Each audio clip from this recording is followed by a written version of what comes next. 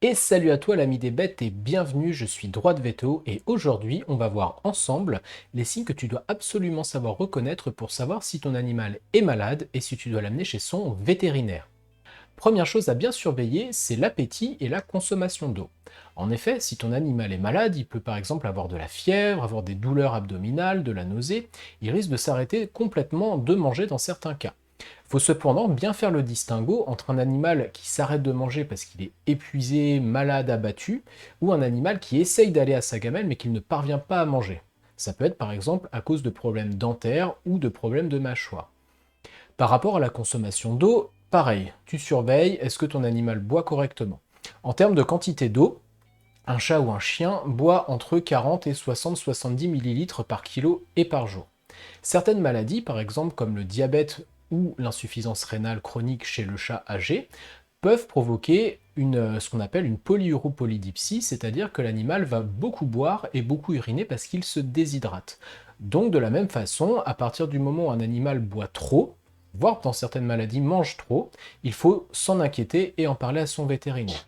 Pour te donner un seuil d'alerte, tu peux considérer que 100 ml par kilo et par jour, donc 1 litre pour un chien de 10 kg, c'est vraiment la valeur seuil au-delà de laquelle il ne faut pas aller. Deuxième changement important, par rapport auquel il faut être assez vigilant, c'est les habitudes de toilette. Un chat, par exemple, doit se toiletter plusieurs fois par jour, hein, il peut y passer quasiment 1 ou 2 heures, et donc il faut faire très attention à ça et bien vérifier que les poils du chat ne sont pas sales, emmêlés, notamment au niveau de l'arrière-train. En effet, ça peut être des signes par exemple de douleur. Les vieux chats qui ont de l'arthrose peuvent dans certains cas arrêter de faire leur toilette tout simplement puisque ça leur fait mal. De la même façon, on peut retrouver ça sur des chats qui ont de l'obésité ou encore des problèmes dermatologiques qui font que leurs poils sont sales de façon constante. Ça peut arriver chez le chien aussi, hein, de la même façon. Chez les nacs, les lapins, etc., normalement sont des animaux très propres, donc un animal qui cesse de faire sa toilette, ça doit immédiatement alerter son propriétaire. Troisième chose à bien surveiller, c'est l'activité de l'animal et d'éventuels signes de gêne ou de douleur. En effet, ton animal, s'il est malade, risque d'être abattu, il va rester prostré dans un coin, ne plus en sortir, ne plus bouger, par exemple dans le cas de certains chats quand ils ont de la fièvre. Associé à ça, tu peux aussi avoir donc des gênes ou des douleurs de type locomotrice. C'est donc important de surveiller ton animal lorsqu'il se lève pour voir s'il le fait correctement ou s'il a du mal par exemple. Je pense par exemple à des vieux chiens qui pourraient avoir de l'arthrose.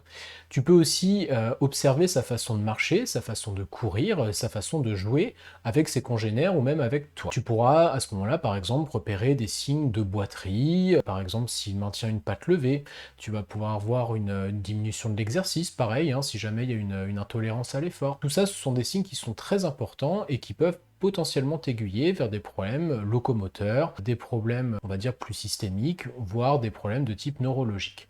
Et la dernière chose à bien vérifier, c'est toujours l'apparence physique globale de ton animal. C'est important de regarder ses yeux régulièrement, de regarder ses oreilles, l'état de son poil et sa corpulence.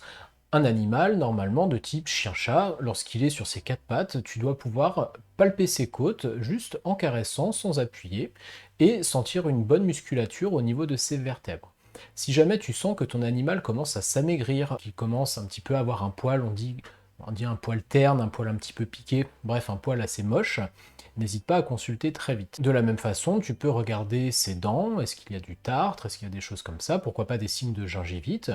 Bref, tout ce qui va être l'aspect externe de ton animal peut nous renseigner sur d'éventuelles pathologies organiques qui seraient cachées en dessous. Donc si je récapitule, tu surveilles l'appétit, la prise de boisson, le toilettage, l'activité physique d'éventuels signes de douleur par exemple, et l'apparence physique globale de ton animal. Dans tous les cas, il ne faut pas oublier que toute cette liste n'est pas exhaustive et que si jamais tu as le moindre doute, la meilleure des choses à faire c'est d'appeler ton vétérinaire, puisqu'il vaut mieux appeler pour rien et s'inquiéter entre guillemets pour pas grand chose que l'inverse.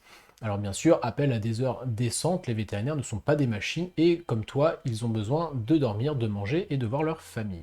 C'est tout pour aujourd'hui, j'espère que cette vidéo t'aura plu. Si c'est le cas, n'hésite pas à mettre un petit pouce bleu, à t'abonner à la chaîne. Tu peux me suivre aussi sur Twitch les mardis soirs et les dimanches soirs à 20h30. C'était Droit de Veto, des bisous et à bientôt.